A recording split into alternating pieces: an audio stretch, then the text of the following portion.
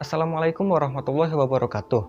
Selamat datang di segmen terbaru kita, yaitu Universe alias Universal Verse, di mana kita akan membahas hal-hal yang berkaitan dengan sains lewat sudut pandang Al-Quran. Pada episode kali ini, kita akan membahas tentang keberadaan alien menurut Al-Quran. Tapi sebelumnya, perlu kita ketahui, sebenarnya alien itu apa sih?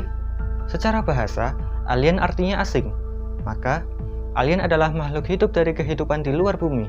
Namun, keberadaan mereka masih sangatlah misterius, dan kini, giliran Al-Quran yang mengungkapkan segalanya.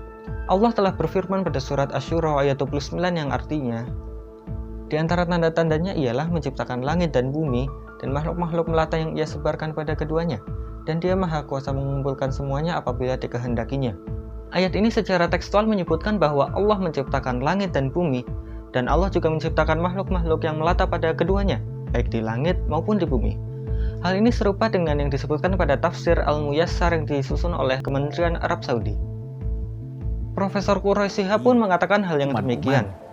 Virus. Oh iya. Boleh jadi itu. Ya. Boleh jadi juga yang menciptakan UFO itu. Iya. Boleh jadi. Kita tidak tahu. Yang jelas Al-Quran menyatakan ada makhluk.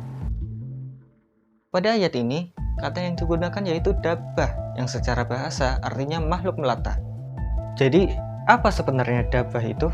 Nah, Al-Quran telah menjelaskan pada surat An-Nur ayat 45 yang artinya, dan Allah telah menciptakan semua jenis hewan dari air, maka sebagian dari hewan itu ada yang berjalan di atas perutnya, dan sebagian berjalan dengan 2 kaki, sedang sebagian yang lain berjalan dengan 4 kaki. Allah menciptakan apa yang dikehendakinya, sesungguhnya Allah Maha Kuasa atas segala sesuatu. Ayat ini menjelaskan bahwa yang dimaksud dengan dabbah ialah makhluk yang Allah ciptakan dari air, mengingat air adalah sumber kehidupan. Dan cara mereka bergerak adalah dengan 2 kaki seperti ayam dan unggas lainnya, 4 kaki seperti hewan ternak, dan melata seperti ular. Perlu digarisbawahi bahwa dabbah yang kita bahas berbeda dengan dabbatul ard. Karena sesuai namanya, dabbatul ard adalah dabbah yang hanya muncul pada al-ard alias bumi yang kita bijak. Sedangkan yang kita bahas adalah dabbah yang berada di luar bumi. Dan tentu saja kita tidak akan membahas tentang dabbatul ard pada video ini. Lantas, apakah alien sama dengan binatang? Well yes, but actually no. Alien bukanlah binatang, karena Al-Quran kembali menjelaskan pada surat Maryam ayat 93 yang artinya, tidak ada seorang pun di langit dan di bumi, kecuali akan datang kepada Tuhan yang Maha Pemurah selaku seorang hamba. Pada ayat ini, kata yang digunakan adalah man. Kata man hanya digunakan untuk makhluk yang berakal. Dan yang membedakan mereka dengan binatang adalah mereka memiliki akal, sedangkan binatang tidak memilikinya.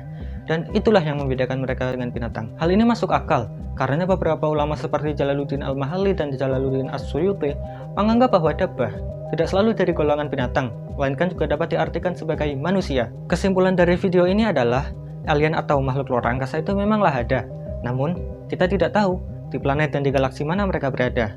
Dan ingat, Allah menciptakan apa yang kamu tidak ketahui. Keberadaan alien masih membutuhkan penelitian lebih lanjut.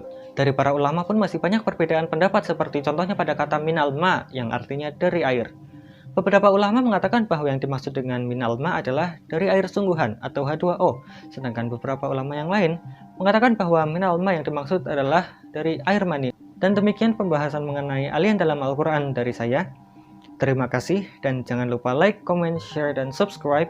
Wassalamualaikum warahmatullahi wabarakatuh.